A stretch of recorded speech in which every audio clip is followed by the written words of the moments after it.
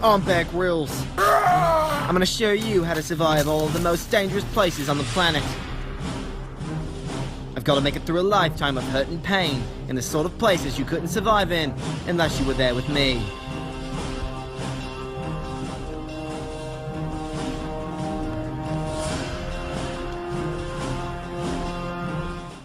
I'm Grylls. Today, I'm surviving in the third deadliest country in Western South America, Peru.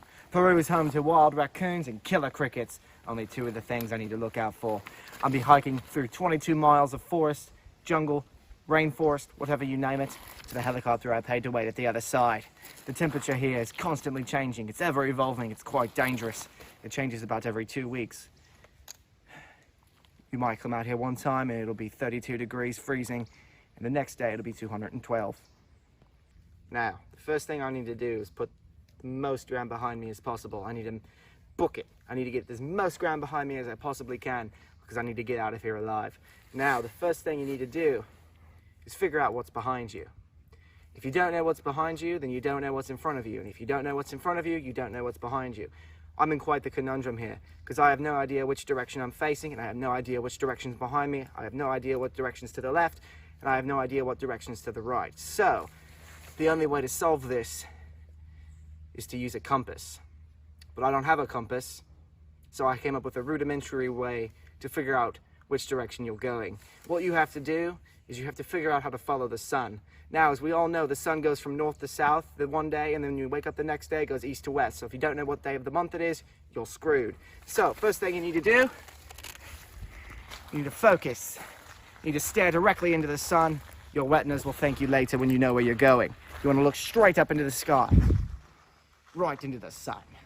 Then, once you've done that, close your eyes. Let the sun's light that's been burned into your retinas guide you. Spin in circles. You open your eyes. You look at the sun one last time, and you point to the right. And that's true north.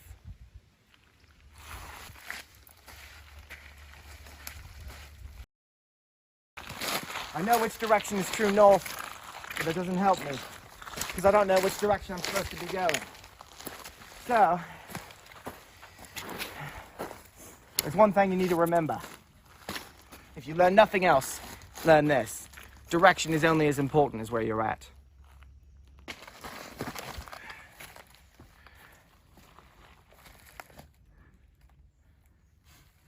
Look at this bridge right here. Probably built around the 1300s. Ancient, yet still around. Still feels alive. I guarantee you, if you dug some of this wood up and planted it in the ground, it'd grow another tree. Ancient Peruvian jungle logs. They've been lost to mankind, but not anymore. Let's continue on. I'm making my way through the forest in a random direction in hopes of finding a way to escape. So far, I've found nothing. It's getting a bit late in the day, and it would be best to set up a camp for the evening.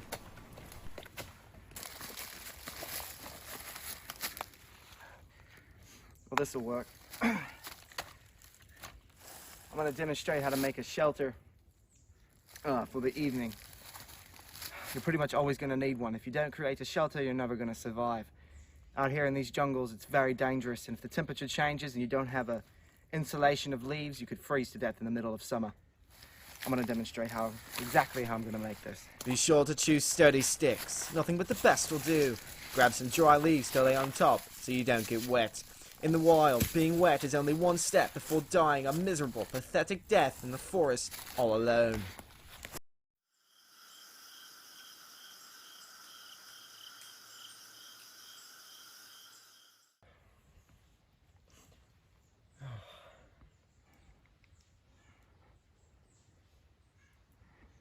I just woke up, and right over there, beyond those trees, I can hear a water source of some sort, probably a river, maybe the Amazon, an offshoot, maybe it's a pond, some sort of perfectly clean water source.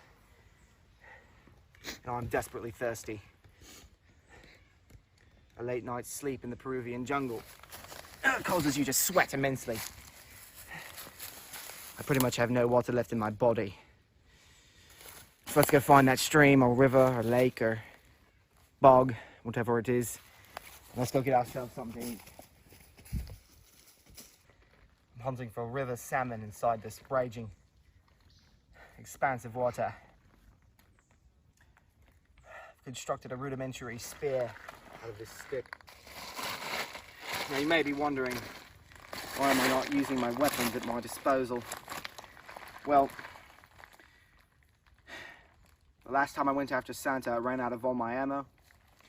I went to Walmart to go stock up, and the price of each box was worth more than my salary for each one, so there was no way I could handle that.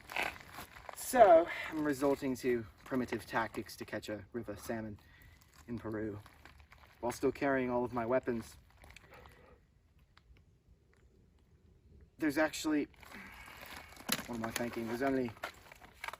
I always keep one in the chamber. Who needs a stick now?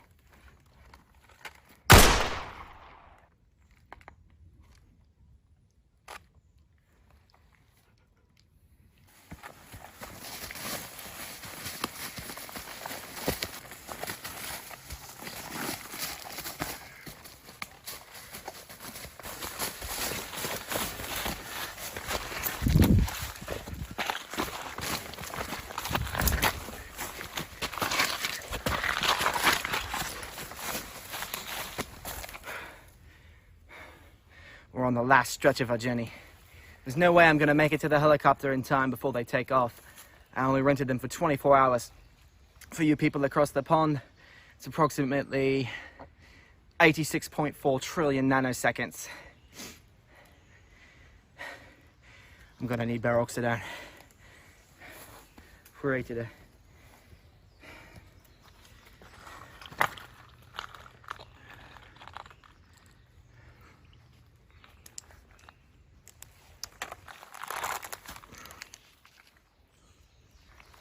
Bear, what is that? It's a new delivery system for peroxidone. Delivers it directly to my bloodstream. And it runs all day long. Why do you have to turn it on right now then? Increasing the dosage. What's your standard dosage? I've got about 300 units of peroxidone. But now I've got 500 What's a unit? Bear, wait, how much is that? I've turned up the dosage as a final resort to get myself to the helicopter in time. This is an entirely survivally accurate way to survive. Before I evacuated, I circled back to give the cameraman a piggyback ride the rest of the way. He was miles behind me, and he wouldn't have made it out alive if it wasn't for peroxidone. We're almost there. I can hear the helicopter blades coming. Until next time, I'm Grylls, and this is Bear vs. Wild. Remember, this isn't a show for panic.